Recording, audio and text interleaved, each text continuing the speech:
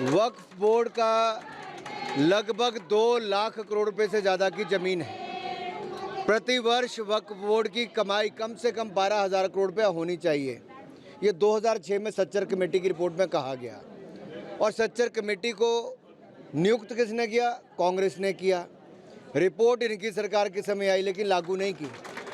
जैसे शाहबानो के केस में सुप्रीम कोर्ट की जजमेंट आई लेकिन राजीव गांधी ने मुस्लिम महिलाओं को न्याय नहीं दिया, वैसे मुस्लिम महिलाओं को, युवाओं को, उनके परिवारों को न्याय दिलाने का टाइम था, तब भी कांग्रेस ने वक्फ बोर्ड पर बदलाव नहीं किया, उल्टा खराबी कर दी।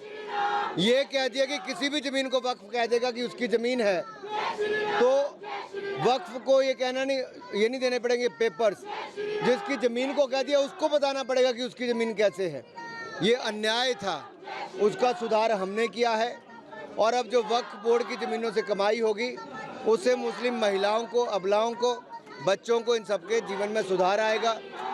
आप देखिए, वक्फ की ज़मीनों पर ना स्कूल है, ना कॉलेज हैं, ना बाकी अफसर वहाँ से मिलते हैं, ना ही कोई कमाई के साधन हैं।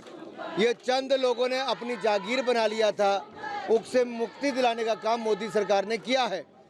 और कांग्रेस के बहुत सारे नेताओं के वक्फ की ज़मीनों पर कब्जे हैं।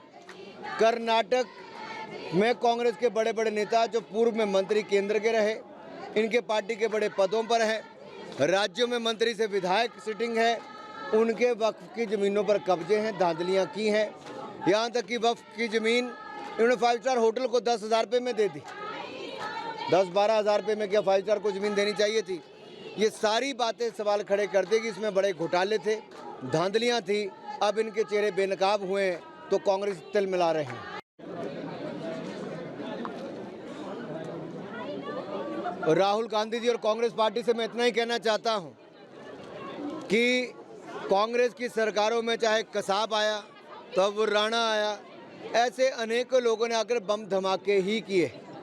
हिंदुस्तान में एक नहीं अनेकों बम धमाके कांग्रेस की सरकार के समय हुए।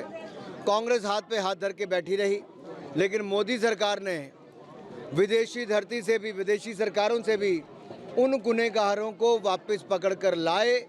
अब हमारे हिंदुस्तान के कोर्ट उनको सज़ा सुनाएंगे और ऐसे लोग जिनको फांसी मिलनी चाहिए उनको फांसी के तख्ते तक पहुंचाएंगे। फ़र्क इतना ही है, कांग्रेस के समय बम धमाके होते थे, मोदी सरकार में बम धमाके करने वालों को पकड़ा जाता है और उनके खिलाफ कड़ी कार्रवाई की जाती है। कांग्रेस हाथ पे हाथ धर के बैठी थी, हमने हाथ लंबे करके विदेशों से उनको खींच कर लाए।